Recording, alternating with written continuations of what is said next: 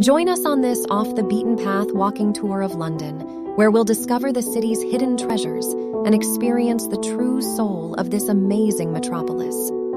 Here, you'll discover some hidden gems and quirky sights that most tourists miss. We'll start our day with a stroll through the colorful Columbia Road Flower Market, where you can soak up the fragrant aromas and browse the beautiful blooms.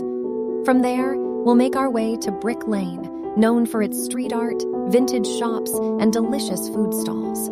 Don't miss the famous salt beef bagels at Bagel Bake. Next up, we'll take a leisurely walk along Regent's Canal, which offers a tranquil escape from the hustle and bustle of the city. Keep an eye out for the colorful narrowboats and charming houseboats that line the canal. As we make our way back into the heart of the city, we'll pass through the vibrant neighborhood of Shoreditch, with its trendy bars, independent boutiques, and quirky street art. Be sure to keep an eye out for the hidden sculptures and installations that are scattered throughout the area. Finally, we'll end our day with a visit to the stunning Leadenhall Market, a beautiful Victorian-covered market that has been featured in numerous films and TV shows, including the Harry Potter series.